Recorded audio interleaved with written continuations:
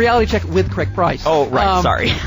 I'm an idiot. 4 minutes in and I'm already wrong. I'm like a monkey. Hello, look at me! Craig, shut up. Hey, I need you guys to do these things. You're like a beautiful mind. I'm more like Forrest Gump. So it's another Reality Check with Craig Price. Great podcast for you today. We've got Shari Frisinger on the show to talk emotional intelligence.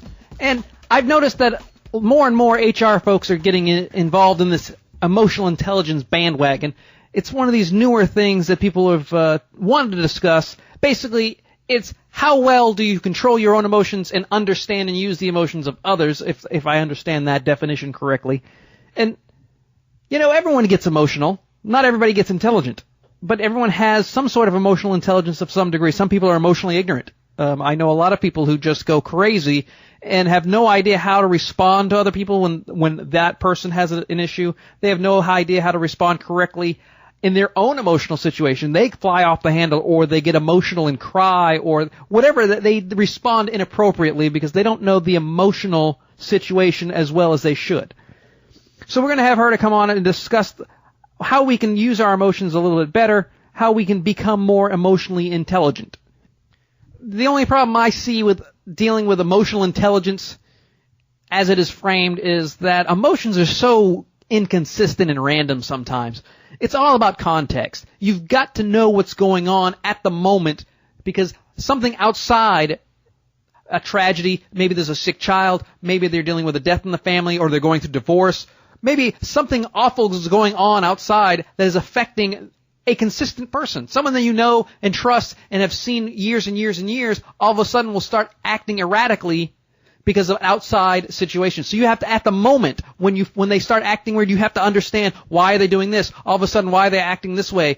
You've got to put it in context, which is very difficult for people to do, because people like consistency. People like to have people act and react the same way over and over. And once you deal with emotions, that goes right out the window. So hopefully Shari will give us a little insight how we can manage that slightly better. And you know what? Just talking about this whole thing is getting me a little upset. So let's get on with the podcast and get right to Shari Frisinger.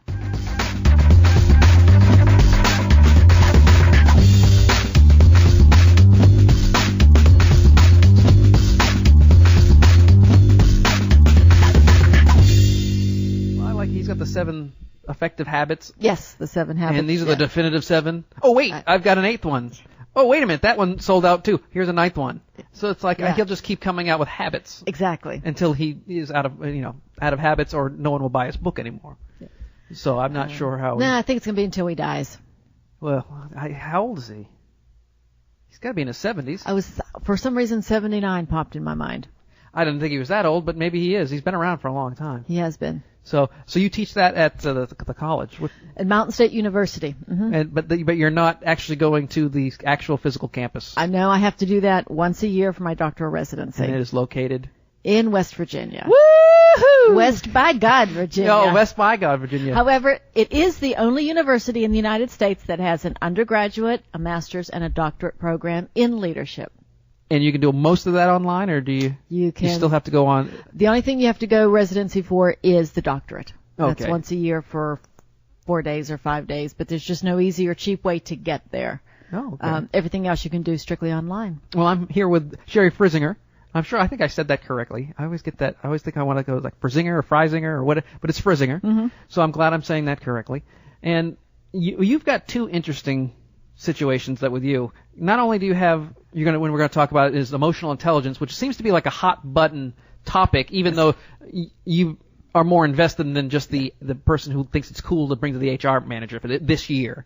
But also you do a lot of aviation stuff. I do. So how the 2 connect, we can talk about a little bit. But I'm trying to figure out how you got there from there to there. You're originally from the Pennsylvania, Pittsburgh area? Born and raised Pittsburgh. Yep. Steeler fan. Well, we'll get over that as a Patriot fan. That's all right.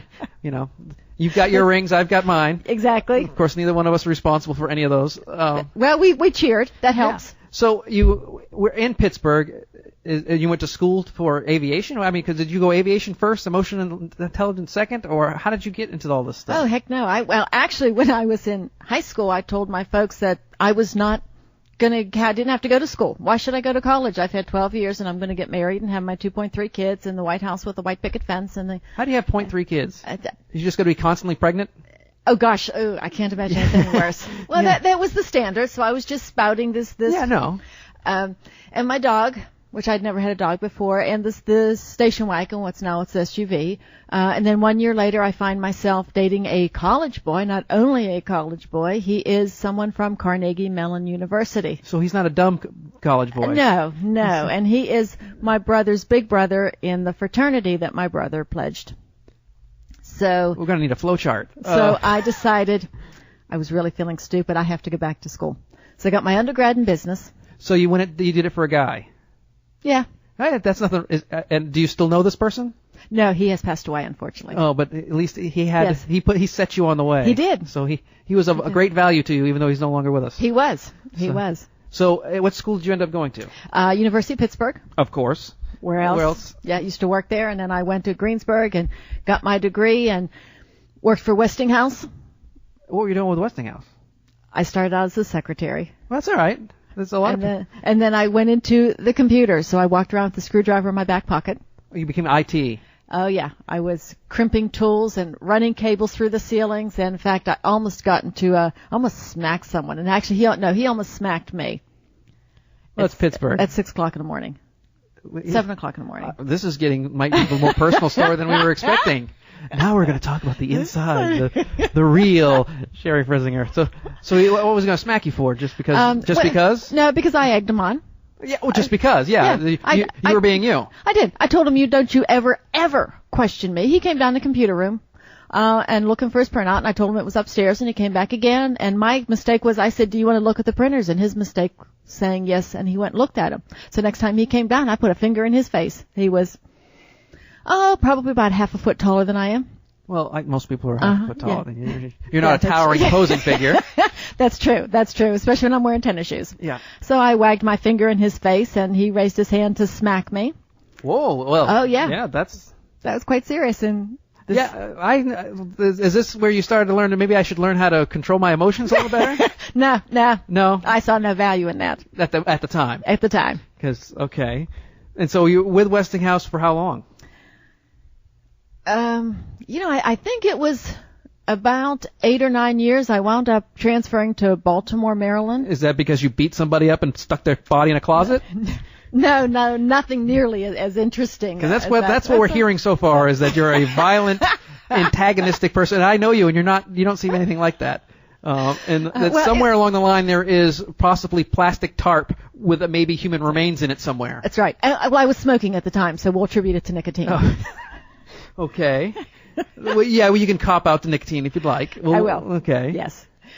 Moved to Baltimore. Hated it. Was still with Westinghouse. Nobody likes Baltimore. People in Baltimore don't like to be I know. Baltimore. I was in Glen Burnie, and oh gosh, I was living in early Salvation Army was my apartment. It sounds like a genre, early Salvation Army. So you just kind of like renting a little room there from them, or? No, I was homeless. No, I had sheets on the sliding glass doors for the balcony because I had no drapes, and I was there probably almost 2 weeks without furniture. So I had sleeping on the floor. Yeah, I had an air mattress. You had when I moved to New York City, I didn't have any furniture, anything, and I didn't have furniture for about 6 months. Mostly because I wasn't in the apartment because I went to work during the day and then I was doing stand up at night. I'd come home to sleep for 5 to 6 hours and then go back to work. So it was just a place.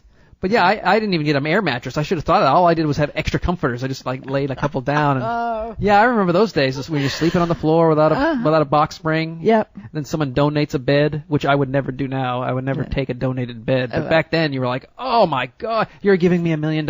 Exactly. And so what were you doing in Baltimore? Still with Westinghouse? Still with Westinghouse.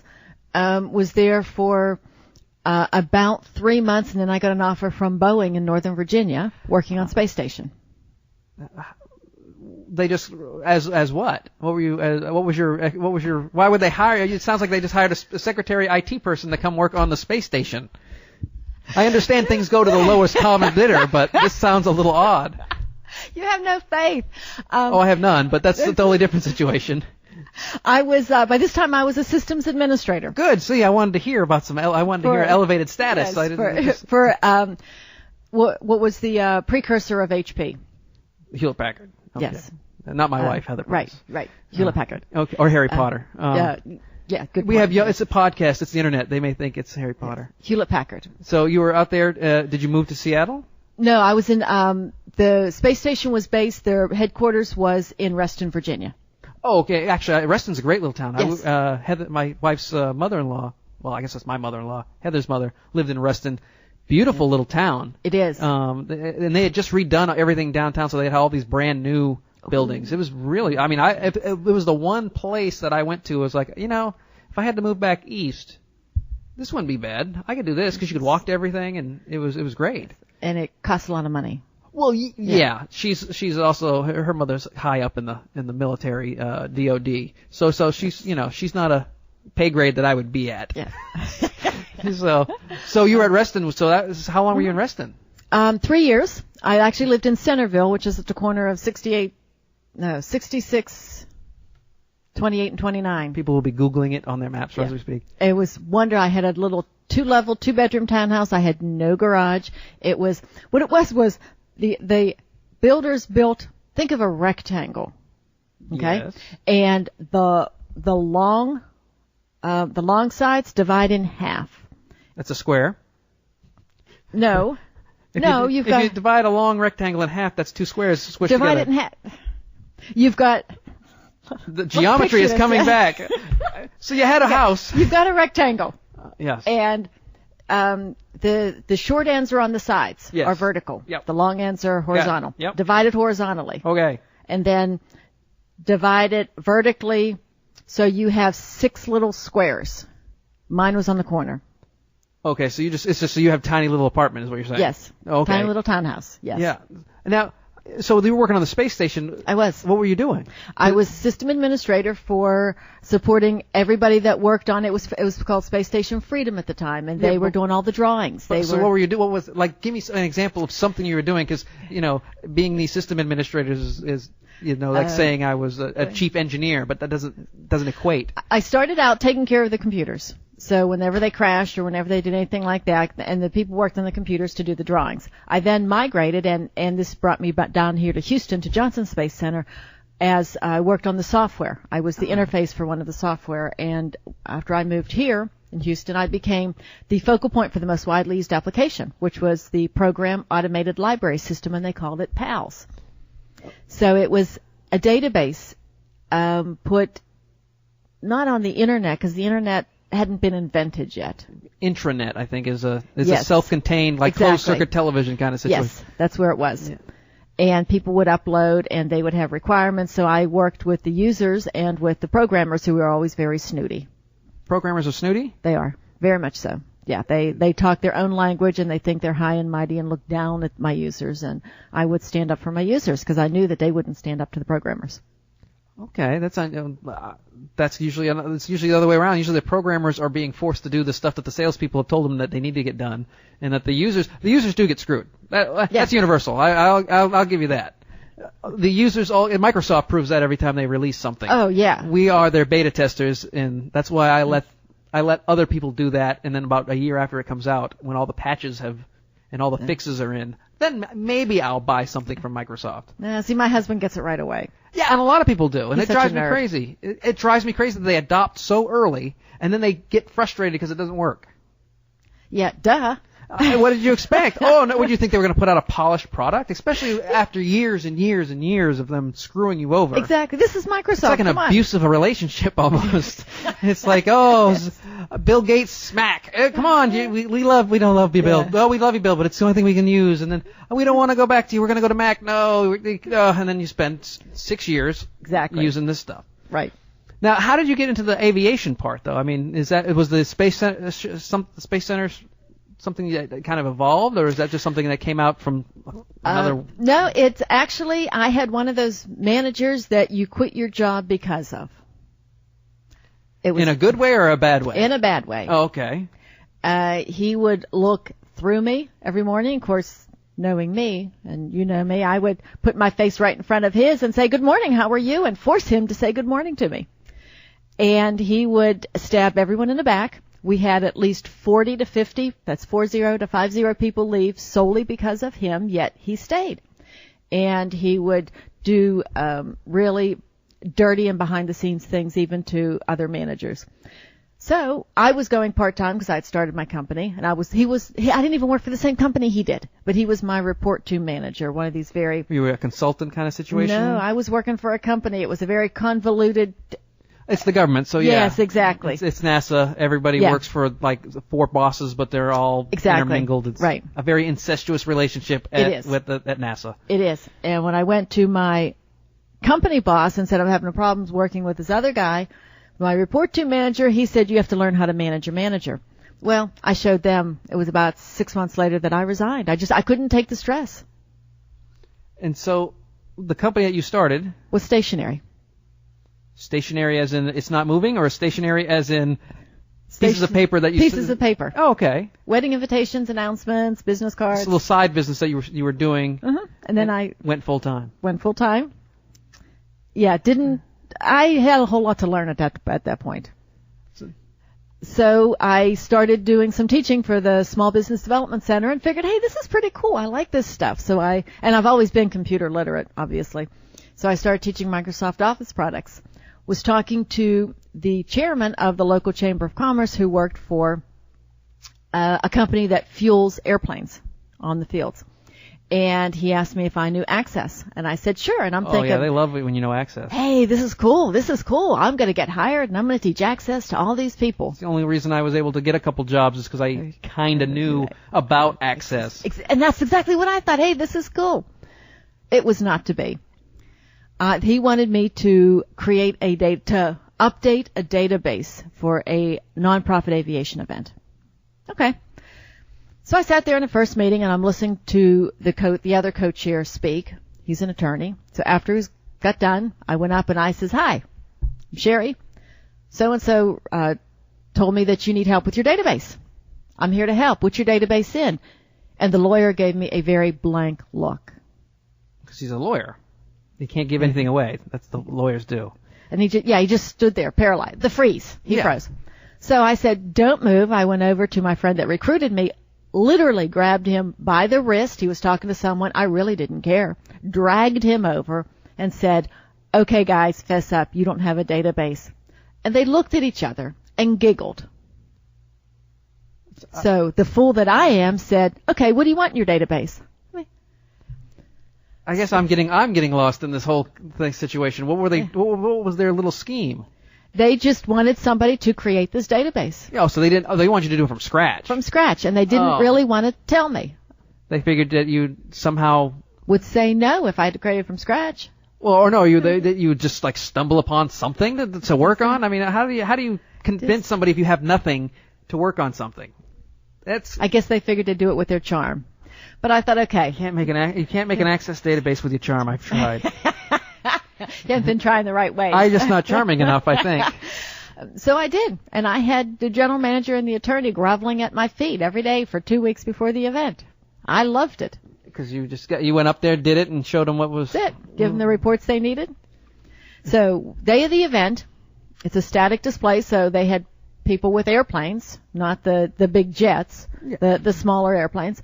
And I walked in and I saw a red stagger wing, which is the wings are not staggered. They're staggered. Parallel. Yeah, they're like a parallelogram. They're staggered. More geometry. That's it. We're bringing this in. And I'm going to say they're red. Yes. Oh, see, I can catch on. Fell in love with it. Well, about 2 months later, I get a call from someone who was very serious, or so he led me to believe, who's going to be the president of this association. It sounds like you attract frauds and people and misinformants. I do, and I had to get smart real fast. Do you know why people would do that? I mean, why it is that all these people come up with you with these fake stories? I guess I was not even a blonde at that time. I don't know. Okay, because I mean, you're a nice enough lady. But it just seems like let's try to take advantage of this poor girl from Pittsburgh because they don't know anything. She's practically Amish. Is that pretty much how it went? Yeah, but I showed them. Well, no, because the one thing you are is smart. You are not a stupid person. And apparently you don't take much crap from people. No, because they paid. Oh, did they pay? In what way? They paid me with their advice. They paid me because I became a pest to them. Because I got into something that I really didn't know a whole lot about, and I figured you got me in, you can answer my questions. So you started picking their brains. I did. And to get all this aviation information, because you kind of, that weird looking plane. Yeah, the Steiger wing. Yeah, well. Yeah. For the layperson, the weird looking plane. The non-jet, yes. Yeah, they started, that clicked something in your head. It did, yes. And so now I'm starting to see why you're in the aviation industry. But where did this emotional intelligence thing come from? Because from what it sounds like, you're dealing mostly with emotion when you're dealing with people, not so much the intelligence part. That's right. And I'm like that. I'm an emotional person, and I'm somewhat an intelligent person, but I don't know if my emotional intelligence, because to me it sounds more of like a buzzword nowadays. It's the latest greatest thing, even though I know it's not. It's been around for a while, but I think it's the newest, latest greatest thing. And it is. And for me, it's like paradigm shift. It doesn't mean anything. Exactly. It's just something that sounds cool now. It is. So explain to the stupid people like me, and I'm hoping that there's not just me out there listening who's stupid, the difference, what emotional intelligence really is. It is being aware. It's an awareness. If I had to describe it in one word, it's an awareness. Like spider sense? Spider sense. You can sense danger? That was an awareness.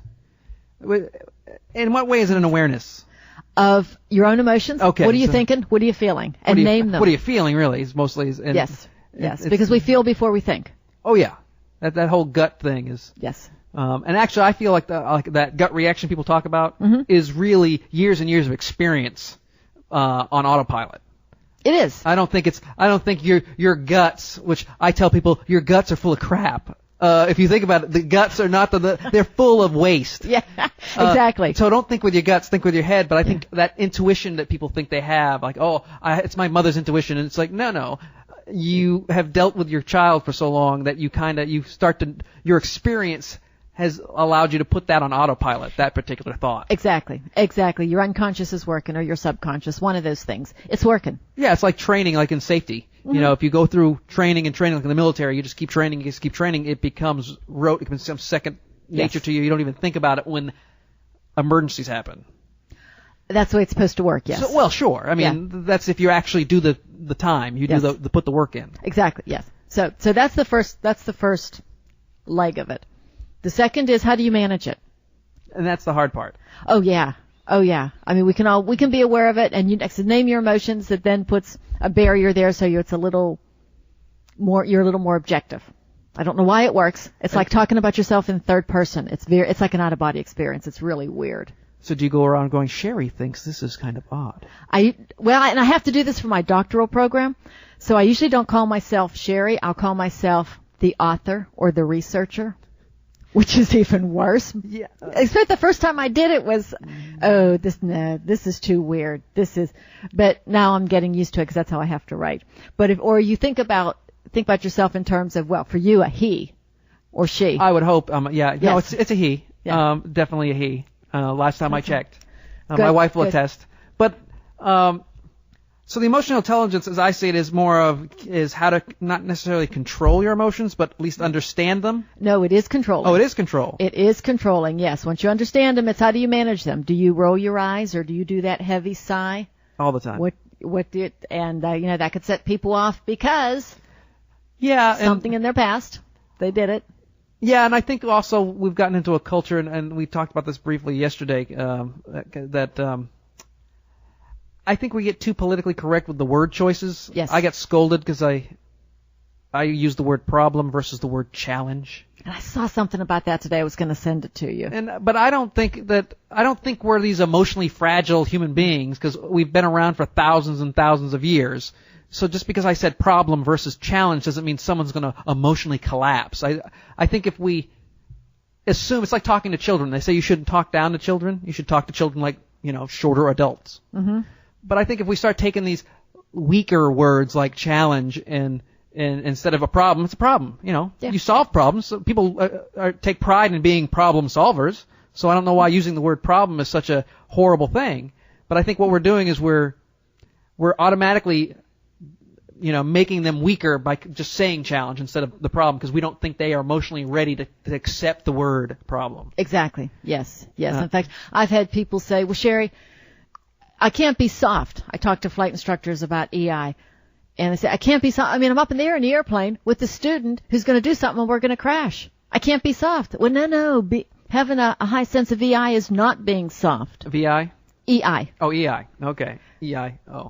Emotional intelligence, EI. It's not being soft. It's being firm. It is understanding that you're not going to totally wig out on someone, because I always tell myself, oh my gosh, I have to face this person again. I don't care what you put on Crow. I can't get it to taste anything worth delectable. Yeah, it's like the crap sandwich I talked with Laura Lopez about it. That, it doesn't matter how much nice you wrap around the crap. Some people, no matter if you just put a little bit, all they can taste is the crap. So might as well just get to the crap. Exactly. So you've got to manage it in such a way so that you are not going to cause them to get defensive and cause them to wig out. And then the third leg of it is be sensitive to them. Sensitive not in a girly, soft, yucky way. It's touchy-feely. Yeah, that kind of way. It's not that. It's understanding that, okay, now may not be the right time to tell you this. Right. I always talk about blame that way. Mm-hmm. People say blame is horrible, and it's like, no, blame is accountability, and it's just another word for accountability. Yes. And when something happens and it all goes to hell, yes, while there's a fire, you put the fire out. But at the end of the fire, when it's all just smoking ruins, you might want to be able to identify the arsonist so they don't burn something else down. Yes, exactly. But it's the same thing with what you're saying. Right. Just don't do it while the plane's on fire. Yes. And yell at them afterwards. Exactly. Right. When they can take it. Yes. Yeah. So it's the three of them. Understanding, managing, and then relating to other people. Exactly. Which the final two are the hardest ones. Oh, they are, because that's what people see. Yeah, because I know every problem I have. It's like when I was younger, I went to therapy just to try. You go to therapy, it's good for you, and it's like, tell me about your problems. Well, I have this, and this. Yeah, you're aware of them. You've identified them. Yeah, and so what do you feel about that? I go, I'd like to fix them. Well, how would you like to do that, Craig? And that's when they get how do you feel about it? I was like, no, give me the answers. I got this, and this is wrong with me. If we can talk about it, I don't need to talk about them. I need to fix them. Yes, exactly. And so that's the identification of problems is usually easier. Yes. So how do you start the process of, we'll say identifying is easy, but start the process of managing them? Know your triggers. Know what sets you off. If every time somebody says, like, whatever, somebody does something like that, when you see someone walking, you feel your defenses, because whenever you get defensive, think about this, you're being threatened, because you've got part of your emotional brain is your amygdala. I call it Amy Andy, just because it sounds so much better, because it's a 2-year-old. This part of your brain never ever grows up. You've got a 2-year-old living in your head, this and is the primal. This is the most primal part of our brain that goes back thousands of years. It's the second most. The primal part is your reptilian brain, which means that whenever you eat, your food is going to go through your stomach, and it's going to do all that kind of stuff in your intestines, and most of us breathe without help. But that's reptilian. It's the middle part. Okay. It's the middle brain. So anything automatic is the reptilian? Yes. Like breathing and wetting yourself when you get scared. Yes. Not that I do that, but so then you got the amygdala, which sounds like a Star Wars character. Yeah. So I call it Amy. Okay. Amy Andy. And so how do we start managing that, though? You have to know what sets... The triggers. We got the triggers. Yeah, know what sets... And then you have to be aware What if everything sets you off? Oh, then you got really big problems. You got to figure out why. Oh, man. Oh, yeah, because Amy Andy has no concept of time. What happened to you 30 years ago, they may think that, it just happened to you last week. So if you get in the same type of situation, Amy Andy's going to say, hey, Craig, you remember when you were walking down that hall and those kids that were kind of on the side of the hall?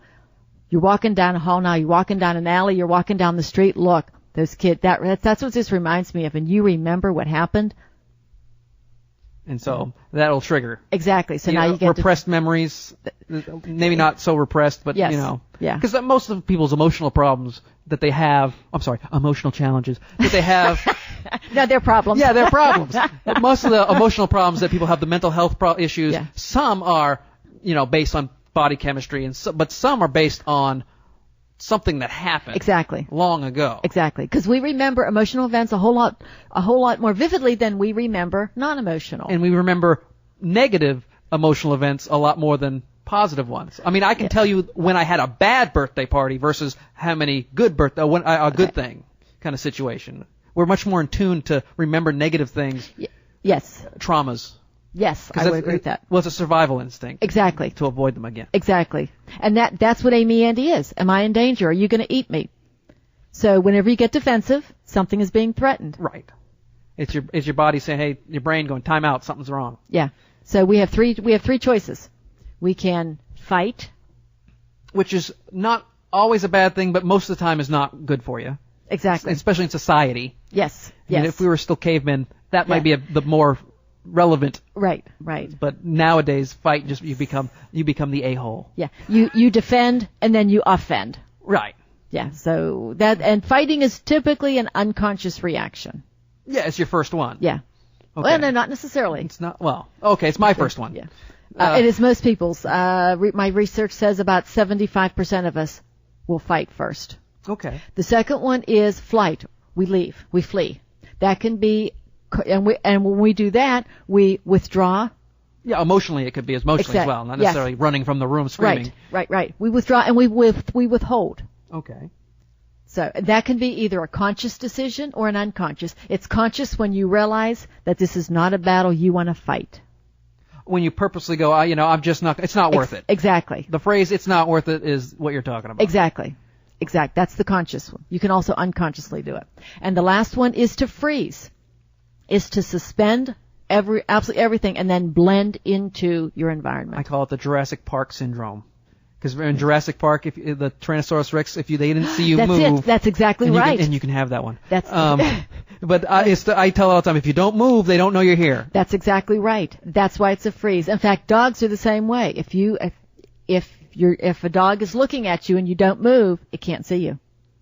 My kids are in the backyard and I'm standing inside, and if I stand perfectly still and we've got the window between us, they can't see me. Okay. But let me move and they see me. I'll have to try that one on the dogs next time. But they're lazy. I have pugs, so they don't move anyway. So if they're not moving and I'm not moving, it's a typical day here at the Price household. But yeah, I call that the Jurassic Park syndrome. Exactly. So maybe I do know more about this emotional intelligence than I thought. It's just that I didn't realize it was under that genre. Well, this isn't really emotional intelligence. It's more the brain physiology. It's how your brain works. But yes, so that's your choices. Now, when you realize what's happening, before Amy Andy takes you down that catastrophic thinking and spirals you out of control where you are at the point of no return, you need to stop it. Well, sometimes it's not, let's be honest, sometimes it's not catastrophic thinking. Sometimes that fight, that flight, that freeze can be a benefit. Like, hey, wait a second. Let me get my composure. The freeze. Exactly. Let me get my composure. What's going on? Because if I make a move, that's just going to be a mistake, and then one mistake leads to another. So that freeze can sometimes be, hey, let's take a time out and think for a second. That is true. Just like a fight, sometimes, especially if it's a smaller person, pop them right there, you're done, and they're or you're sticking your finger in that guy's face. Exactly. So, yes. But so some of these are not necessarily. I just didn't want you to say that every time this happens, it's going to lead to a catastrophic, horrible thing. That's right. It is not. As a negative person, I got to make sure that I don't say it's all the time. But sometimes it can be, especially if you let some of this crazier, wilder imagination go. Exactly, and that's what happens. If we don't stop it, we can't. And catastrophic. That's one of those words that's what's catastrophic for you could be just a normal day at the beach for me. Yeah, I know several people who think their entire lives are catastrophic at all times. Drama queens. Yeah. And it's like, no, you have no idea. It's like a lot of people think that comedians are more have much more tragic and horrible lives, and that's why they're so funny. It's like, no, they're just more attuned to the quote unquote tragedy of their lives. Yes. Even though it's not any more tragic than the guy down the street. Emotional intelligence, you're more attuned to what's going on, what you're feeling, what's going on in your body. So that's same thing. Okay. And so now that we've got to manage it a little bit, now this one is going to be the hardest part for me because I'd like to think I'm empathetic, but now I've got to take it. So I've nailed all the problems I've got. Managing my own emotions to some degree. It's how do these other people feel? Yes. Most CEOs are not empathetic. They think they are, but they're not. Oh, well, they think they're wonderful. They think they're smart and handsome and wonderful, and they think they're all the things that are successful. And they know all the answers, so they'll tell you exactly what to do. Yeah, and then you go do what you think is right. Yeah. And then as long as it works out, they don't care. Exactly. A good Yes. CEO doesn't care how it gets done as long as it gets done. But how do you start? Because now you're at the mercy of other people when you have to. Because you have to, their responses, it's going to be, so if you don't know them very well, you don't know what their responses are until they respond. Well, that is true, but there are ways to tell. Okay, that's what I mean. Yeah. When you say to someone, "Hey, Craig, how you feeling today?" Okay. So if you answer that, okay, well. You can tell by, Yeah. It's like, no. So now I have a choice. That's why I don't do that with old people. Yeah. Because they'll tell you. Exactly. And you're there for days. Oh, I got bad knees, I got bad heart, I got bad legs, I got this, I got the restless leg syndrome, I got that. It's like, oh, okay. I just want you to say okay and leave me alone. Yes, it's a rhetorical Yeah. question. It says I don't really care. It was just it's called pleasantries. They don't quite understand that. That's all right. But it's that kind of situation you can tell by the reaction. Exactly. You sure you don't sound okay? Okay, so it's like one of those that type of thing. But again, you're waiting for the response. You're at the mercy. So you could step in it right away, not knowing so. Right. So that's why you just got to do it knowing that you may screw up. That's it. Yeah. Oh, that's good. Although you never ask a woman if she's pregnant. No. That is a big one. And you never, and if you don't know the gender of somebody, you never say he or she. You just say, yeah, that's great. You just kind of, I've had that problem. I've actually said, oh, yes, sir. No, I am not a sir. I'm like, oh my, you could have fooled me with the mustache and the beard, but it was, it's the Astrodome. What did you expect back then? So now that you've got them, like I said, you got to be a little more open to what their responses are. So how can you be aware? Because some people don't really listen. And that is the first part. Listen with your eyes, listen with your ears. And their tone of voice is just going to tell you so much. The words they use, especially if you don't know them, just pick up little things. In a worst case, you can just go on your merry little way, and eventually they are going to tell you if they're going to roll their eyes or they're going to do anything like that. Okay. And is there another step that we can do besides just the tone of voice? Because sometimes you don't have that chance to actually talk to them before things go to hell. I've been in a room with people and they're having a discussion over there, and then now we're getting right before a meeting's going to start, and so I don't know what they're talking about, but it obviously set that guy off. Mm-hmm. And now it's just like a time bomb for the rest of us. Exactly, because the most intense emotion is going to permeate any room. So now everybody is walking on eggshells, and everybody wants to get out of there. Nobody wants to talk. Yeah, no one. Yeah, that's most meetings. So how do you apply that to? Because I know you do that with aviation. One of the things you really spend a lot of time is in how that works with pilots, how emotional intelligence works with pilots. Yes. Trying to tie it all in so we can get you. So because I know what your expertise is, and I don't understand it. That's why I'm asking it, because I was like, how did the two get together? I started tying this in when I got my master's from Embry-Riddle Aeronautical University, and I was mesmerized and intrigued by aviation accidents where the co-pilot could have stopped the aircraft but didn't, and people died. So you got infatuated with all these. Isn't that sick? That's kind of morbid, but but hey, that's how people catch serial killers. So I'm not going to be too upset. A lot of that stuff. This is what I talk about negative thinking. This kind of thinking that you're doing. Yes. Thinking about how accidents happen, stop future accidents. Exactly. So I have no problem with it. But it does sound creepy. But you started to get infatuated with all these researching all these accidents. It's called captainitis. It is when. In aviation, it's when the first officer, or many years ago also the flight engineer, knew the captain was going to do something dangerous, but did not stop him, or was not forceful stopping him. There was. Is it because is it just emotional intelligence, or is it more of a culture that they put in that you don't override the captain? Because even in the military, there's still a clause in there saying if your captain or your commanding officer orders you to do something illegal or immoral, you don't have to do it. Years ago, it was the culture, because after World War II, and you had all the fighter pilots, and think of the culture of the fighter pilots. Very egotistical, very, very manly. And after the war was over, the most logical place for them to go was commercial aviation. And they took that culture and took it into the cockpit where, no, I make the decision. I am the captain. I know what I'm doing. No, don't you even question me. You will do what I say because I am the captain. This carried on and in... It sounds like someone who worked in IT in Pittsburgh. Yeah, there is some resemblance there, isn't there? Just making connections. That's what I do. It started so many years ago for me. So that mentality of, hey, do what I say. Exactly. Shut up and do what I say. Exactly. Then I started looking at communication styles, and my research paper for my master's was Personalities in the Cockpit, when I surveyed primarily corporate pilots, their communication style. From there, I started working with it and training it and researching it. Then I got into emotional intelligence, and now that I'm going for my doctorate, I have information available to me that is scholarly and academic and like slogging through mud, but it's pretty good stuff. It's cutting edge. So you're seeing that this captainitis that they've got, have you seen it improve? Please tell me yes, because, I mean, I have to fly a lot this month.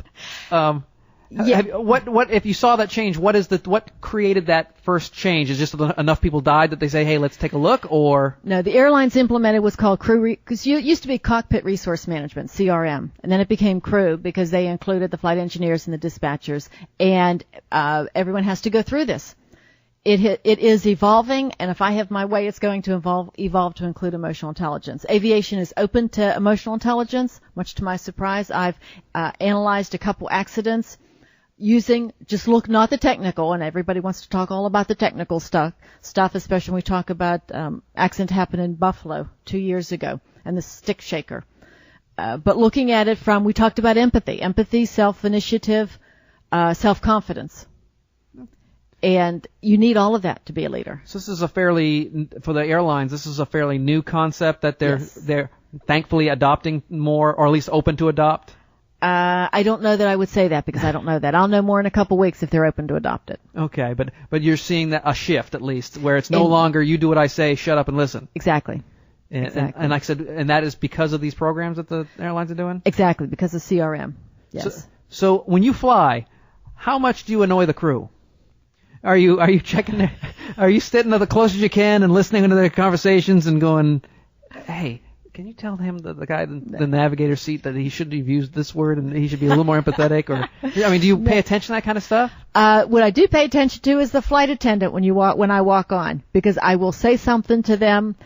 Get the hell out of my way. And see what they react to? No, because then they could haul me off the plane. Yeah, no, because the guys, a lot of the businessmen, and it's mostly men, the businessmen, I've seen them get real annoying and exactly, yes, kind of bastardly, as I call it. Yes. There's dastardly and then there's bastardly. Yes. And with the flight attendants. Yeah. And so it's almost like a test. They want to see how far they can push these people when they first get on. Yeah, exactly. Well, I take it the other way. Oh, you get real super sweet? I do. I say, hey, morning, or good afternoon, or something about, we're going to have a great flight, or it's much too early in the morning, bring the coffee and bring an IV, something like that. And depending how they react, what their response is, tells me what kind of flight it's going to be. Tells me how they're going to respond and react to other people.